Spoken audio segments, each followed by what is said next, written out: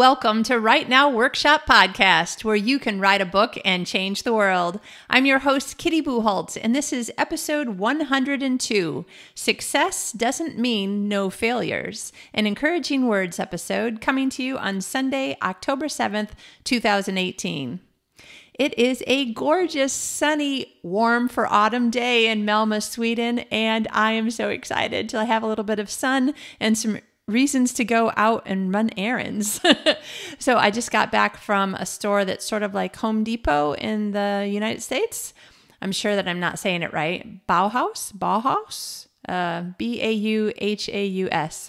Yeah, it's sort of like Home Depot. I had to get a ladder, a very tall ladder, because one, I am not short. I'm 5'5.5" if I stand up straight, but I can't reach the top shelf of cupboards. The cupboards go all the way up to the ceiling, and I'm like, okay, that's not going to work. And remember, I've been saying that we're still like doing all this moving in stuff, even though we've been here for a couple of months. The fact is that we came to the apartment with nothing. So every month we're buying something else. And so this month we are hanging curtain rods and finally putting curtains up. So I needed a ladder for that as well. So I was going to do that, and my husband was going to go grocery shopping, and then I was like, it's a gorgeous day. Can you just wait a minute while I do my podcast episode, and I'll go grocery shopping with you too, because, you know, we walk or take the bus everywhere, so I want to be outside in this gorgeous weather while it is still gorgeous. Everybody's warning me about the winter is going to be horrible. Everybody's warning John, and we're like, yeah, I don't know. I mean, we're from Michigan. We lived in New Zealand. We've got rain. We've got wind. We've got cold. We've got snow, way more snow in Michigan than we'll have in Malmö. So we're not too worried about it. On the other hand, I have heard that it will soon get cloudy a lot, which I guess would be more like Seattle. And I have never lived in a place like that. So I'm like, okay, I have to go outside every day that it's sunny. So I'm actually talking to you on Saturday and enjoying my day. Forgive the t-shirt if you're watching on YouTube. I normally try to look a little bit like I'm, trying in the clothing department. But yeah, the whole drilling holes into the concrete block walls is going to be a very dirty job. So it requires a t-shirt and jeans for sure. So a few days ago, I was reading Proverbs 31. Don't know why. I have a Bible app on my phone called YouVersion. I don't know why. It's a very weird name for an app. And it might have been that it was, one of the verses in, Proverbs 31. It might have been that one of the verse of the day was from there, or I was just flipping pages. I don't know. And I can't explain why, but I was suddenly kind of seeing it with a different perspective. Now, I do think that maybe part of the perspective change is the rising back up out of burnout and out of the negative thoughts and feelings that I've been letting myself have more and more of the last few years, which I think all of that kind of culminated in the state of burnout.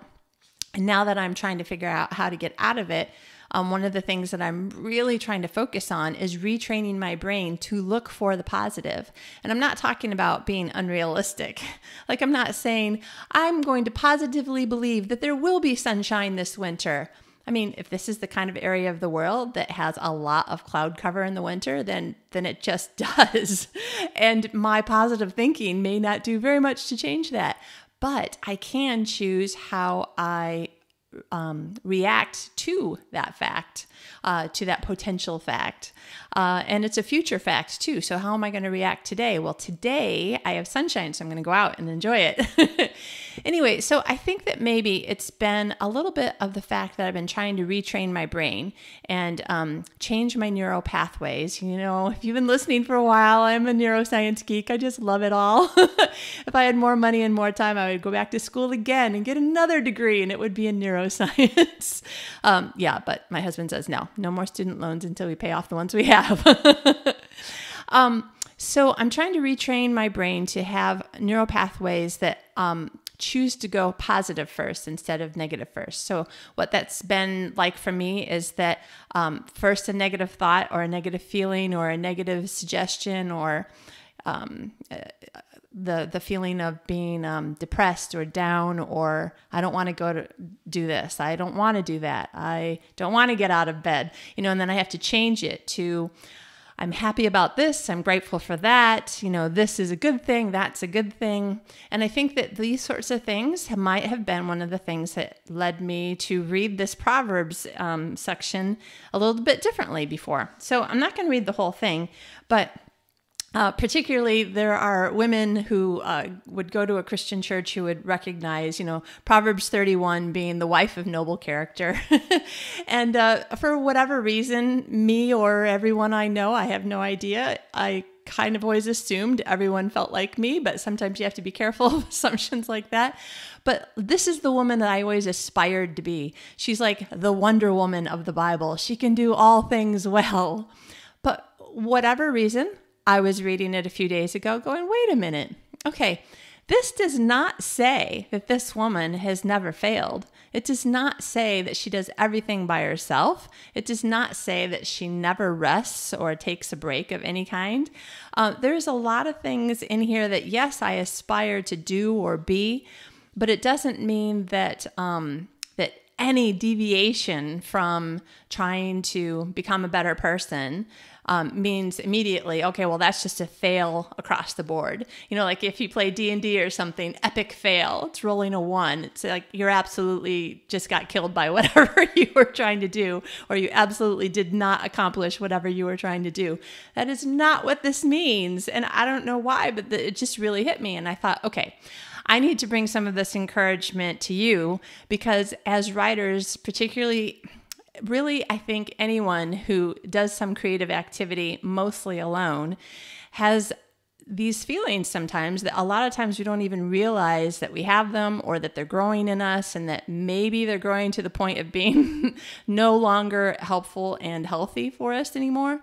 That we just have bigger and bigger expectations for ourselves. And we start thinking, well, I should be able to do these things. So for instance, in verse 10, it starts talking about this woman, the wife of noble character. A wife of noble character who can find? She is worth far more than rubies. Her husband has full confidence in her and lacks nothing of value. Well, already by the second verse into it, I'm like, okay, yeah, no, I mean, my husband has confidence in me, but I don't know that he has 100% confidence in me, because I make mistakes. I do things wrong. I make wrong choices. I'll pay a bill late, and so now we've got a $35 late payment fee, and I, of course, bang my head against a wall about it because it's all my fault, and we didn't have that much money, and now we spent even more because I was so busy that I couldn't get this other thing done. Trust me, I have done that in spades, like to the point of tears. And so I would look at these verses and go, oh my gosh, I'm not even close to being like this woman. And then, I was reading more things. In verse 18, it says, she sees that her trading is profitable and her lamp does not go out at night. And I think, oh my gosh, I still have not had a year where I have made more money in writing and publishing than I have had to spend as a way to make more money. If I put out 2 or 3 books in a year, well, I had to pay for a bunch of covers and ads and other sorts of things. So even the amount of money that I made still didn't cover the amount of expense that I had.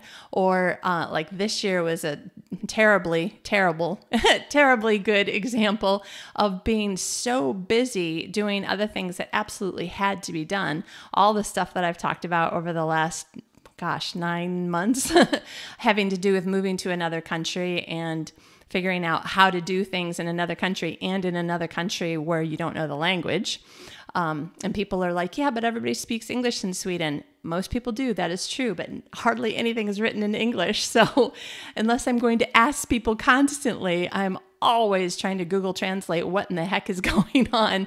And Google Translate doesn't get it right all the time. I mean, I'm way grateful, but the fact is it takes me a really long time just to figure out, for instance, where do I go to buy a stepladder? Like, I don't even know.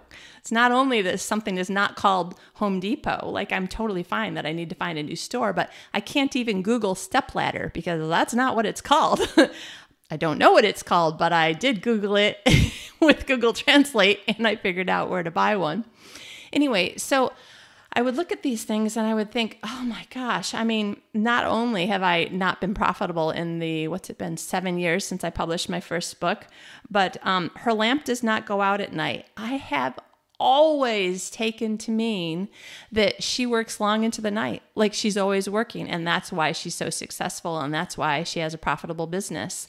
But for whatever reason, when I was reading it this week, I'm like, that's not what it says. It says her lamp does not go out at night. It does not say she works all night every night. And I'm thinking, okay, you know what? It probably, and this is just me kind of guessing and trying to apply it to my life, it probably is more likely to mean is because it's part of the same sentence that she makes enough money doing what she does that she can pay her electricity bill. So that's a totally different thing from she works all night and she never takes a break. In verse 20, it talks about she opens her arms to the poor and extends her hands to the needy.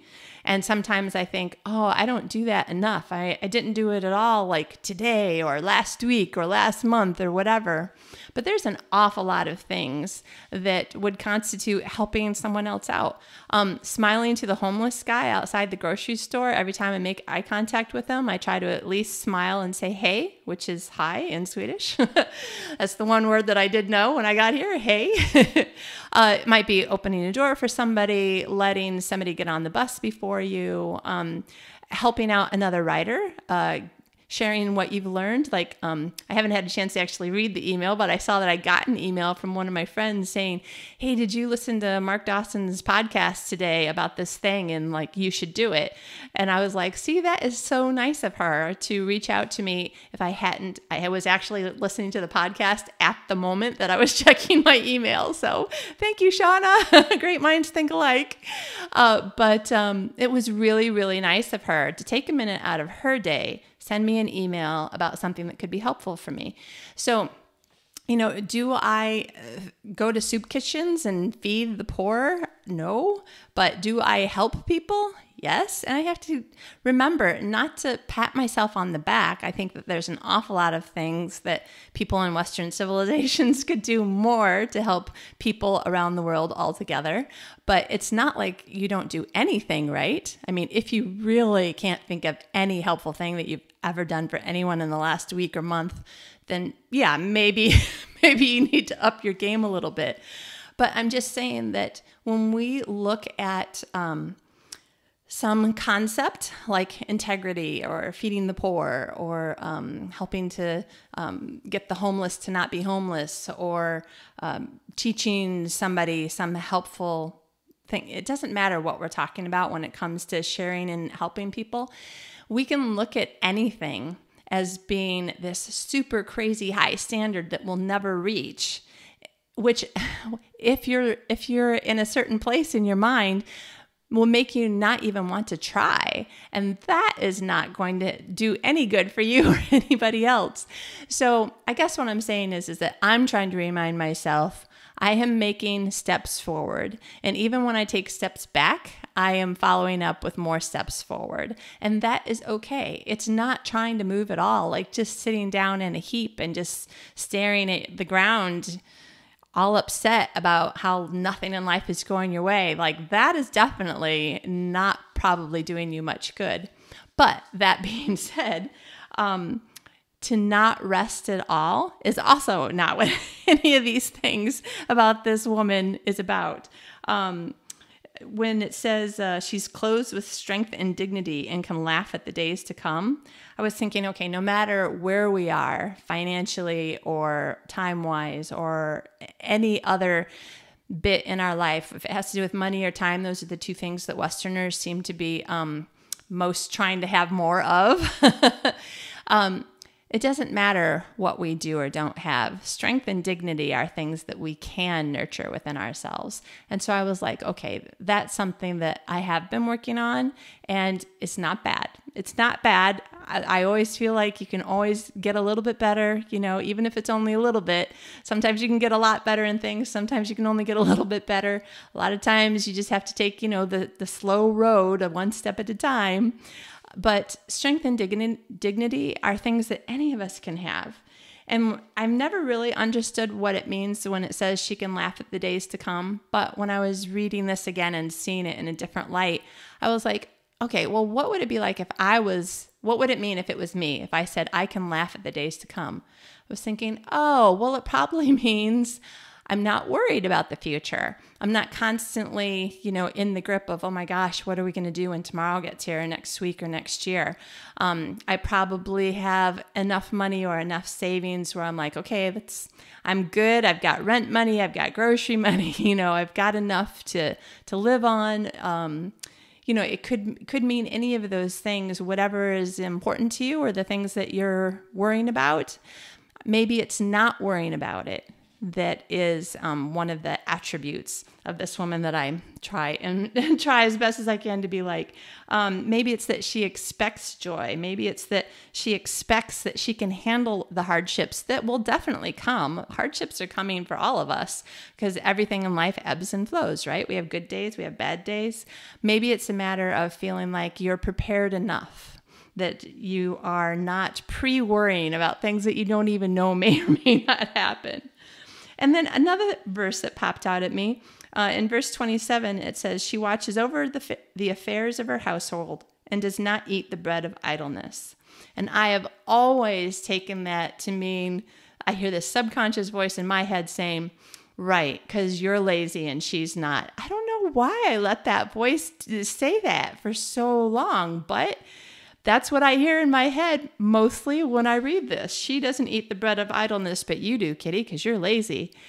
But in this most recent reading, I was like, that is not what it says. It says that she's not idle, she's not lazy, but that doesn't mean that she doesn't rest. It doesn't mean that she doesn't take a break. I mean, the Bible has several references to taking a break at least once a week for a day, taking a little bit of time off. It has other references to taking a year off every 7 years or every 50 years, depending on different kinds of things in different contexts. So that it doesn't mean that she never takes a break. And it doesn't mean that she's lazy or that I'm lazy just because she works hard. That doesn't mean that I don't work hard.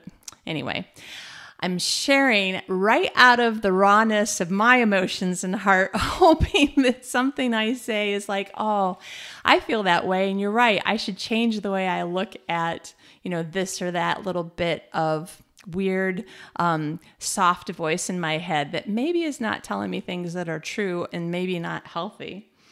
And then, one of the other things, which is really nice, in verse 28, it says, her children arise and call her blessed. Her husband also, and he praises her. And then it has a few more verses about, nice things that her husband says about her.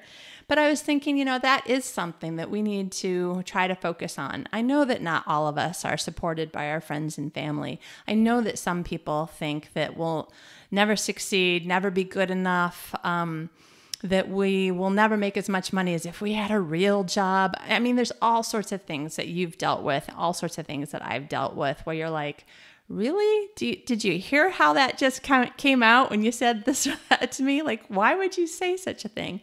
But in general, whether it's the family of our blood or the family that we choose or a little bit of both, when people are appreciative of us, we need to really let that sink in. We need to focus on these positive things and think to yourself, okay, so for instance, for me, 100% of the time, none of us are 100% awesome, positive, good, or whatever. I mean, because then we would be God. The only way that you could be perfect would be if you were God. And nobody is perfect. So within the context of not being perfect, my husband is the most supportive person in my life when it comes to definitely anything in my writing career, but also just anything about me. He loves me. He thinks that I do a good job in life. He thinks that I'm a good writer. He thinks that I work hard and that I'm not lazy. He probably thinks that I should take a little bit more time off, which I've been trying to work on a little bit more with this burnout thing. Been trying not to let myself think, well, just for a little while, I'll take a little bit of a break and then I'll get back into that situation that will just lead to more burnout. And so I'm trying to have permanent, good, healthy changes. But, who else in your life do you know who who compliments you on things that you've done, who supports you, who thinks that you're awesome. There are people. And if you have to stop and think about it for a minute, then it probably means you should be trying to focus and think about that more, because you don't want to let the negative voices be the loudest. You most certainly don't want them to be the only voices. Those are the sorts of things that would make us quit whatever the venture. And the other thing is that even though this particular section happens to be about the wife of noble character, gentlemen, you could just change the pronouns and put yourself in the same situation and see and maybe feel a little bit better about what you're doing in your writing life and your regular life. I mean, imagine the women out there. So, I write romance among other things, and I read romance among other things. So, of course, I am, someone who would be thinking of like awesome qualities in a man. When I'm reading that kind of a book, I'd be like, oh yeah. So, I would totally read a book about a husband of noble character who can find he's worth far more than rubies. His wife has full confidence in him and lacks nothing of value. He brings her good, not harm, all the days of her life. Well, of course, that would be an awesome hero, right? So even though this happens to be talking about a woman, I think that we can put either gender in here and make it a little bit more 21st century, and realize that this is... You don't have to be Wonder Woman or Superman, but there are things that we can aspire to, but not let it get us down that we aren't there yet. Or that sometimes, I have let this kind of imaginary woman, it's a story about someone, it's a metaphor, or there's another word I'm trying to think of, but anyway, it's not a real life person.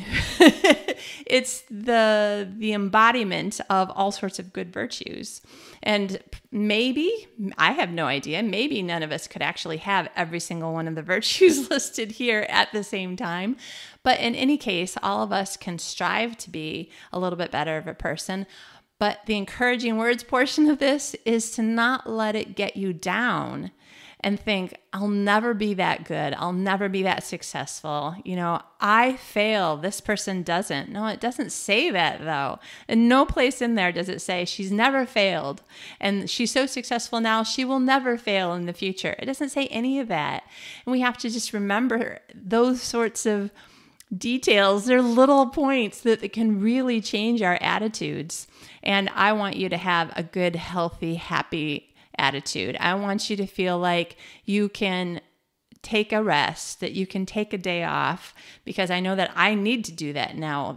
Burnout has taught me a lot about what I've been doing with my time, and also what I've allowed to happen inside my mind, the amount of negativity that I didn't realize was in there, because I say to myself, oh, you're a positive person. You're kind of a Pollyanna person, but the amount of things that I'm like, but you're not as good as you need to be, and therefore that's a bad thing. You're lazier than you should be.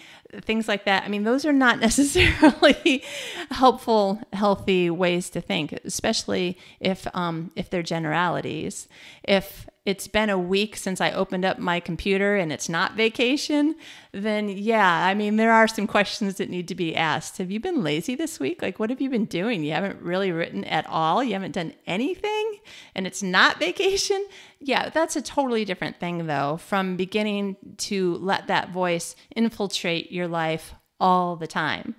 And that's what has happened to me. So I want to encourage you, take whatever is the helpful bit out of here and think about it. All of this won't be 100% helpful for like every single person who's listening, but what about what I've said is really struck a nerve with you? Take a few minutes, even 5 minutes when this podcast is done, and just think about, okay, how can I change the way I think or the way I feel or the things that I do so that I can be a healthier, happier, calmer, more joyful person who does get things done, but also is learning how to be prepared for when things just don't go right. I hope that this has been helpful for you. It's definitely something that has gotten me thinking. I've been thinking about it for almost a week now. So I always hope that the things that I think are worthwhile for me, that you find at least some worth in them for you. That's what I'm saying. Sometimes it's a little weird to stand here and bare my soul and every thought that I have to some of you I have never met. So, so here I am doing it anyway. I hope you have a fabulous week. I hope it is sunny somewhere in your life. And if it's not sunny, then maybe you can think some sunny thoughts. I actually put on the Netflix fireplace program the other day, where it's just a crackling fireplace, just so I could enjoy the idea of a fireplace when it was really cold in our apartment. So hopefully you can find something like that that makes you happy, or that has sunshine in it, or whatever it is that you're looking for this week. Have a great week. Get some work done. Take some time off. Get some rest. Look for things to be joyful about, and find somebody that you can do some helpful, nice, big or little thing for. And I will talk to you more later. Have a great week.